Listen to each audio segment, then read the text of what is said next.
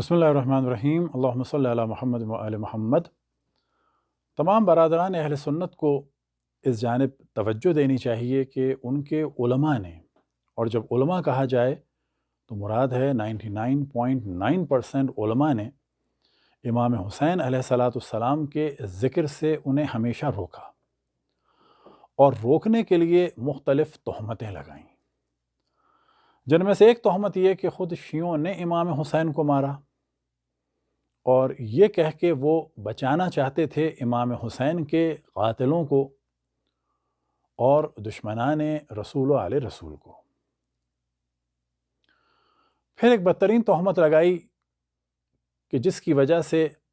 معاشرے کی پاک دامن خواتین اور حضرات کو روکا جائے عزاداری امام حسین سے، اور یہ مشہور کیا کہ شام غریبہ میں لائٹیں بند کر کے بدکاری کی جاتی ہے۔ لیکن تعجب کی بات یہ ہے کہ شیعوں کے اڑوس پڑوس میں رہنے والے اہل سنت یہ دیکھ رہے تھے کہ شام غریبہ میں کس طرح سے رسول کے خاندان کے مصائب کو یاد کر کے گریہ کیا جاتا ہے، لیکن پھر بھی اکثریت خاموش تھی اور اپنے ملاؤں کی تائید کر رہی تھی۔ ماؤں کو اور بچوں کو عزاداری امام حسین سے دور رکھنے کے لیے یہ شور مچایا گیا کہ شیعہ بچوں کو کاٹ کے سرخ شربت بناتے ہیں اور بچوں کو کاٹ کے ان کا قورمہ اور بریانی بناتے ہیں۔ حتیٰ ہمیں یاد ہے کہ جب ہم چھوٹے تھے تو ہمارے گھر میں جو ایک کام والی تھی وہ بنگال سے تھیں، اور انہوں نے ہماری والدہ سے کہا کہ باجی کل میں نہیں آؤں گی، اور جب امی نے پوچھا کیوں تو اس نے کہا کہ کل شیعوں کا بڑا دن ہے اور آپ بھی بابا لوگ کو باہر نہیں نکلنے دیجیے گا، کیونکہ شیعہ لوگ بچوں کو کاٹ کے شربت بناتے ہیں اور قورمہ بناتے ہیں، یا یہ کہ کھانا بناتے ہیں۔ اسی طریقے سے معاشرے کے افراد کو شیعوں سے گھن دلانے کے لیے یہ کہا گیا کہ عزاداری میں نہ جاؤ، کیونکہ جو شربت بناتے ہیں اس میں تھوک کے پلاتے ہیں،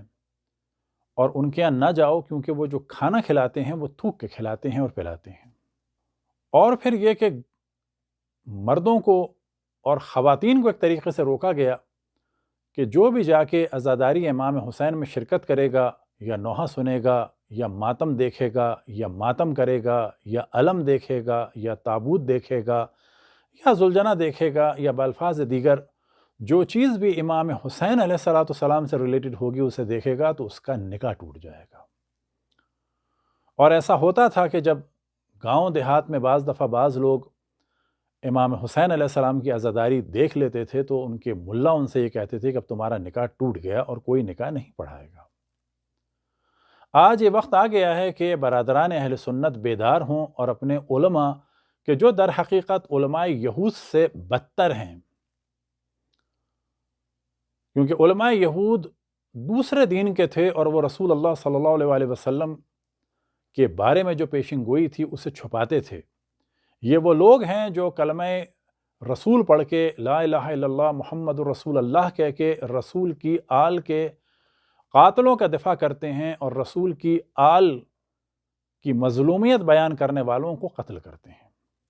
آج ایران اور امریکہ اسرائیل کی جنگ کے بعد بہت ساری چیزیں واضح ہوئیں، اور اب لوگوں کو یہ بھی واضح ہوا کہ ان کے علماء نے جس طرح سے علماء یہود نے رسول اللہ صلی اللہ علیہ وسلم کے بارے میں اپنی قوم کو نہیں بتایا، بالکل ویسے ہی ان کے علماء نے آل رسول کے بارے میں اپنی قوم کو کچھ نہیں بتایا، اور جب شیعہ بتانا چاہتے ہیں تو ان پہ پتھراؤ بھی کرتے ہیں اور ان کا قتل عام بھی کرتے ہیں۔ دعا ہے کہ خداوند تبارک و تعالی ہمارے برادران اہل سنت کو اور زیادہ سمجھنے کی توفیق عطا فرمائے، اور رسول اللہ صلی اللہ علیہ وسلم اور اہل بیت رسول اللہ صلی اللہ علیہ وسلم کی معرفت اور قرب عطا فرمائے۔ وصلی اللہ علی محمد و آلہ الطاہرین۔